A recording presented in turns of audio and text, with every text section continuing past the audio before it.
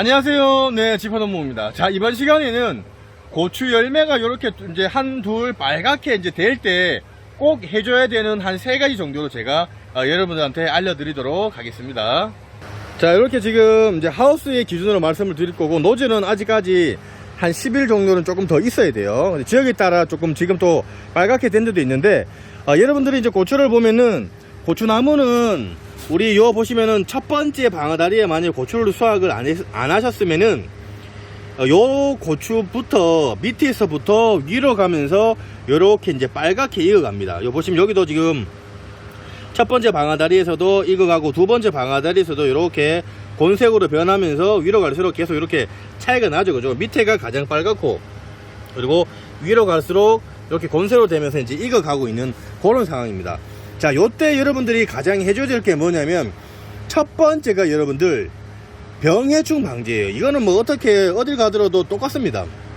왜 그러냐면, 이 시기가 되면은 고추가 이렇게 익어갈 때가 되면은 이 풋고추에 보여도 이렇게 지금 빨갛게 될 때 여기 자체 내에 당이 더 많이 함축을 하게 돼요. 고추 이 열매가.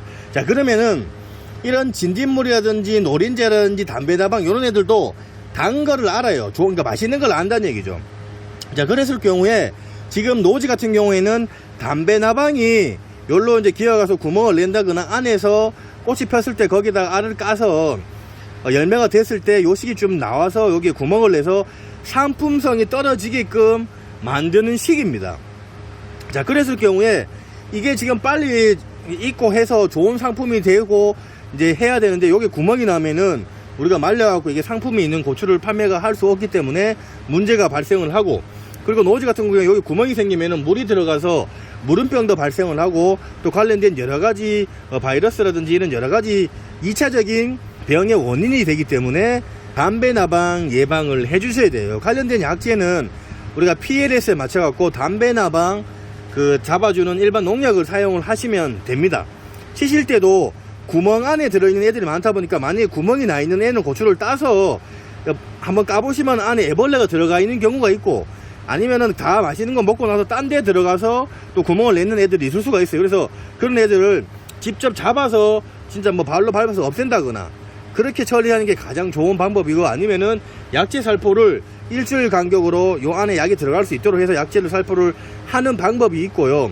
그리고 고추꽃이 폈을 때 주기적으로 쳐주는 게 중요합니다. 그리고 요 시기에 또 해줘야 될 게 뭐냐면, 톱다리 개미 허리 노린재라고, 그 노린재가 와서 또 열매를 찝어요. 자, 찝으면 열매가 이렇게 잘 빠져야 되는데, 기형가가 생겨서 곡가가 생긴다거나 기형가가 생겨서 상품성이 좀 떨어지는 경우가 발생을 할 수가 있기 때문에, 그런 노린재 관련된 살충제도 여러분들이 같이 담배다방이랑 혼용을 해서 사용을 하시면 되고, 아니면은 노린재가 좀 걱정이 된다 하시는 분들은 노린재 트랩을 설치를 해서 그 안에 노린재가 들어가서 죽을 수 있도록 그런 노린재 트랩을 설치를 하는 것도 조금이나마 도움이 되셨으면 지퍼농부 구독하기 무료입니다. 구독하기 이렇게 눌러주시고요. 종 눌러서 전체 알람 설정으로 이렇게 해놓으시면은 무료로 더욱더 많은 정보를 받아보실 수가 있습니다. 좋은 방법입니다. 그리고 추가적으로 말씀을 드릴 거는, 요 꽃에 꽃노랑 총새벌레가 상당히 많이 이제 발생을 해서 그 안에서 칼라병을 발생을 많이 시키는 토마토 위조 반전 바이러스라고, 그게 걸리면요, 여러분들 제가 항상 말씀을 드리지만은 그거는 약이 없어요. 걸리면은 그 자체 내를 다 뽑아서 소각을 시켜야 돼요. 안 그러면은 전체에 다 퍼지기 때문에, 그러면 이 전체의 농사를 다 망치는 정말 무시무시한 병입니다. 그런 병들이 있다 보니까 칼라병, 담배나방, 그리고 노린재 요거는 같이 혼용이 되니까, 여러분들이 친환경 자재를 사실 분들은 친환경 자재 사용하시고, 일반 농약을 하시는 분들은 일반 농약을 사용을 하시는 게 가장 첫 번째 해줘야 할 방법입니다. 자, 두 번째는 우리가 이렇게 지금 빨갛게 될 때는 이 고추 열매가 또 여러가지 또 많은 영양분들을 또 필요로 하지는 않습니다. 그러나 이 위로 가면서 새로운 영양제분들을 얘네들이 쭉 빨아들일 수 있게 하기 위해서 아미노산이랑 칼슘 결핍, 우리가 곧 있으면 이제 석회라든지 칼슘 결핍 현상이 나타나요. 요 시기가 되면은 고추 끝이 약간 이제 탄저병 걸린 것처럼 끝이 갈라지는 병이 발생을 한다거나, 그리고 여기에 그런 병증들이 발생을 합니다. 탄저병처럼. 그런 게 칼슘 결핍이랑 그리고 석회 결핍으로 인해서 많이 이제 발생을 하기 때문에 요 시기 때 칼슘이랑 붕소랑 같이 섞어서 여러분들이 이제 연면 시비를 해준다거나 해주시고, 또 석회도 따로 석회 관련된 것들을 해서 주는 방법도 좋고, 그리고 미량 요소도 이제는 아미노산하고 같이 줘야 돼요. 왜냐하면 얘네들이 이제 곧 있으면 탄저에 이제 취약한 상태가 됩니다. 고온 다습해질수록 이런 지금 고추열매 같은 경우에는 탄저가 오기 마련이고 육병도 당연한 거고 관련된 여러가지 병이 오기 때문에 이런 칼슘이랑 이런 붕소랑 석회를 줬을 경우에 이 고추 열매 이 지금 과피가 두껍게 만들수록 얘네들이 병해충에 강하게 할 수 있도록 만들어주는, 그게 이제 강하게 만들어줍니다.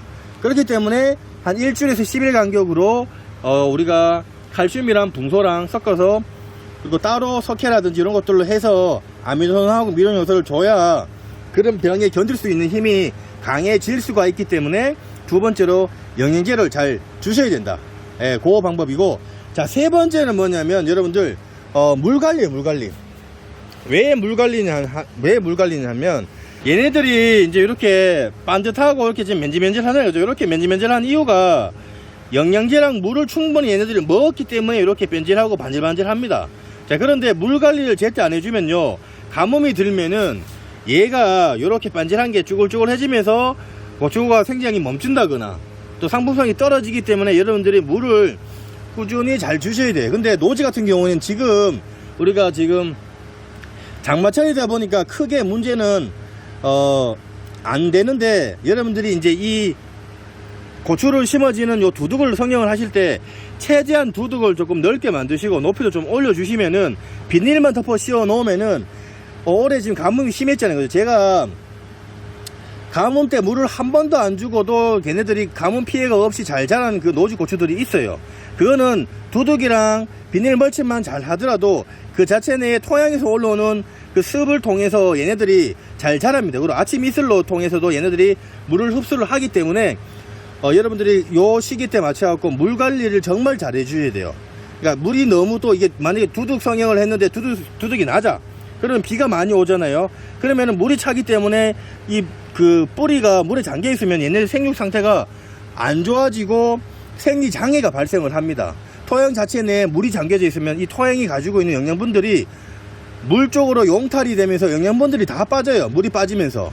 그래서 우리가 추비를 주기 때문에 그런 것들을 조금 보완을 할 수가 있는 방법인데, 가뭄이 들 때나 물이 많이 올 때, 이럴 때일수록 여러분들이 초창기에 이 두둑 성형을 잘 하셔갖고 물 빠짐도 잘 되고 물도 꾸준히 줄 수 있도록 그런 두둑 성형을 잘 해야 되고, 그리고 한 가지 더 말씀을 드릴 수 있는 거는 이런 시기에는 요 위로 또 이제 영양분들을 공급을 많이 해줘야 되기 때문에 우리가 아까 영양제는 관수시설을 주시는 거나 연면시비, 잎이라든지 줄기라든지 열매 이쪽으로 우리가 약대를 이용해서 치시는 방법이 있고, 아니면 우리가 고추나무와 고추나무 포기 사이에다가 NK 비료를 한 밥숟가락 반 숟가락 정도로 나와서 하는데, 고추나무가 이래 컸는 상태에서는 요 포기와 포기 사이에 주시면은 뿌리가 이렇게 지금 다 나와 있다 보니까 너무 많은 양의 NK 비료를 넣었을 경우에 이 화학 비료가 독합니다. 뿌리에 닿았을 경우에 그 뿌리들이 삼투압 현상 때문에 강해서 말라 죽을 수가 있어요. 그렇기 때문에 요 끄트머리라든지 혹은 이 헛골에다가 NK 비료라든지 이런 영양제를 꾸준히 주시면은, 지금 이 정도 상태의 고추나무 상태라면은 뿌리가 이 헛골에 나와 있어요. 이까지 잔뿌리들이 나와 있습니다. 그래서 그 관련된 영양분들을 빨아 당기기 때문에 여러분들이 추비를 줬을 경우에 그런 방법으로 할 수 있다는 게 이제 텃밭을 하시는 분들은 참고를 하시면 될 것 같아요. 자, 그리고 어떤 분들은 이제 만약에 풀이 안 올라오게 하기 위해서 이렇게 부직포라든지 비닐을 덮어 놨다고 하시는 분들은, 부직포는 구멍이 나와 있기 때문에 그 위에다 하시면 되고, 그리고 비닐로 하신 데는 비닐을 걷고 그 밑으로 그 NK 비료라든지 이런 것들을 뿌려 주셔야 돼요. 비닐 위에 뿌려 주시면은 얘네들이 흡수가 안 됩니다. 그 점은 여러분들이 참고를 하시면은 좋을 것 같습니다. 자, 이렇게 해서 제가 고추가 하나 둘 붉어지면은 해야 될 한 3가지 정도로 있는데, 이거 말고도 여러 가지들이 있어요. 근데 가장 이제 중점적으로 요 시기 때 필요한 것들은 제가 말씀을 드렸고, 또 보시는 분들 중에서도 또 뭔가 다른 게 있으시면은 댓글 남겨놓으시면 다른 분들도 도움을 받아보실 수가 있으니까 댓글 남겨놓으시면 좋을 것 같습니다. 자, 보시면서 궁금한 사항 있으시면은 댓글 남겨놓으시면 제가 상세 설명을 해드릴 거고요. 조금이나마 도움이 되셨으면 저희 지포농부 구독하기와 좋아요 공짜고 무료입니다. 네, 구독하기 좋아요 부탁드리겠습니다. 감사합니다.